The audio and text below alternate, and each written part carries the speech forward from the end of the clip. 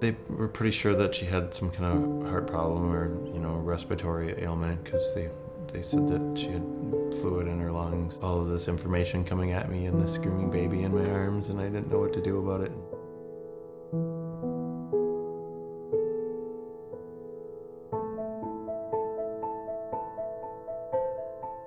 Daughter number 2 was born right here in this house, and everything was textbook perfect. At about 4 weeks, my husband took off for a work trip, and I was alone with the 4-week-old baby and my 3-year-old, and I just remember feeling so tired. I thought I was coming down with a cold because I would take a deep breath, and I was feeling this odd tightness in my lungs.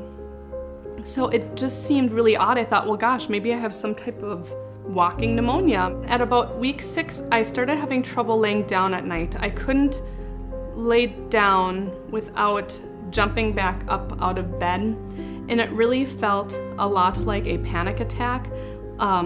It didn't register in my brain that I couldn't breathe, so I woke up my husband at about 7 a.m. I said, I'm not feeling good. I need to call the doctor. We went to emergency room, and I had my little baby and my young girl. They had, oxygen on her, and they were, monitors and all that stuff within a matter of a couple of minutes. And I guess that's when I knew it was really obvious, something's seriously wrong. The cardiologist sat down and she said, well, you have peripartum cardiomyopathy, which is heart failure caused by pregnancy and otherwise healthy women. And I thought,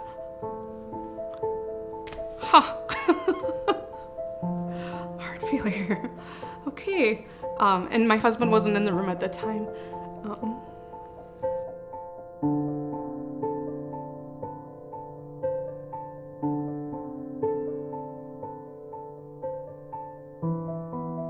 Since it wasn't pumping effectively, the fluid and blood was backing up into the heart, which was causing the heart to swell. They're telling me a normal person's heart then beats at 55 to 65% efficiencies on every heartbeat, but my heart was beating at 10%. 10% is the threshold at which you can be considered for a heart transplant. And at the time when they told me this, of course, I was holding my newborn baby in my left arm. I need a heart transplant, and I have a 3-year-old and a newborn.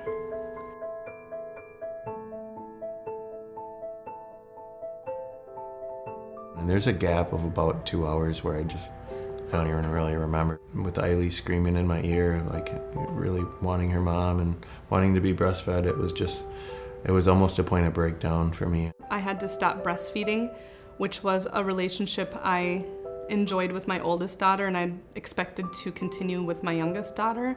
That was the thing I chose to fixate on, because the idea of having heart failure at age 33 just seemed inconceivable.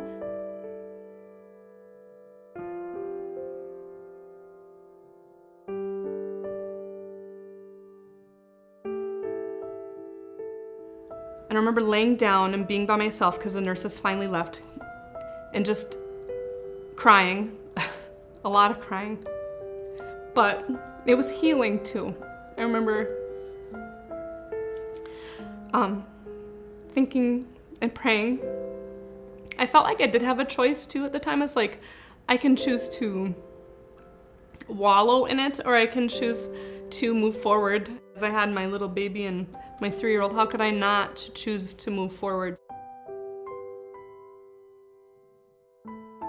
I was told about 50% of women will recover. So my number was 10%, and life then kind of became a game of numbers. I had to follow a really strict med regimen. At first I was taking pills 3 times a day. I had a good 3 to 4 months where everything was kind of a blur, because I was there, but I was very tired and I was dizzy. And at that point, my cardiologist and I decided to make the decision to not go back to work, to apply for disability, because I was gonna need more time to recover. As a teacher, I'm not very good at staying home, I've found. I like to work, and being a bit more homebound, as I had a heart condition and it was very hard to move around and push a stroller, was really hard at first. So I started planning chickens. We were gonna have a chicken coop and we're gonna have fresh eggs. Started looking into gardening too. And then there was, it was the bills and all that other stuff and not being able to go to work, and it was really hard on her. I said, we need to get you into cardio rehab, even though it wasn't covered by insurance. I was having a hard time with fear, really. I was afraid that if I walked too far from my house pushing a stroller, I was so afraid I wouldn't be able to push the stroller back up the hill. I was afraid to push myself to the point of feeling breathless. After the cardiac rehab program, I just felt so much more confident.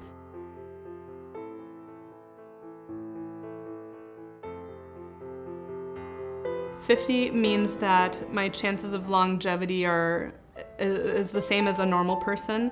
I'll probably be on meds for the rest of my life, but I was going to see my babies grow up and I was going to be able to be at their weddings and pick out prom dresses. I went a long time without meeting another person with my same diagnosis, so it was kind of a lonely situation to be in. I finally went on Facebook and I just searched PPCM, and holy cow, there was this really active group. I went to my Facebook PPCM group and I said, any Minnesota Heart Sisters out there? I'm just signed up for the American Heart Association walk. And we met for the first time at the American Heart Association walk, and it was such a cathartic experience. So one of my major fears is that I could relapse. Nobody knows what it means to have a failing heart. Everybody knows about heart attacks. We don't know why women get PPCM, and one of the ways that we can learn more is by conducting more studies. To have that moment where the world comes crashing down is terrible. I wouldn't wish that on anybody, especially a new mother.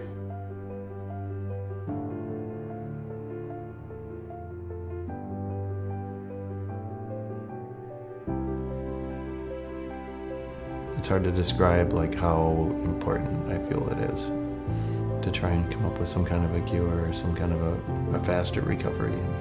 You have this big, humongous bundle of joy that enters your life, and then it's saddled with this really horrible ailment that comes with it.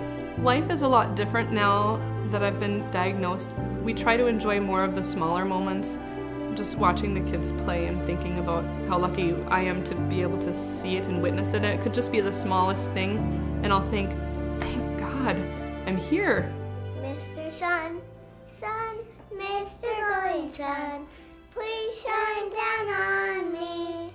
Oh, Mr. Sun, Sun, Mr. Golden Sun, please come out so we can play with you. Oh, Mr. Sun, Sun, Mr. Golden Sun, please shine down on me.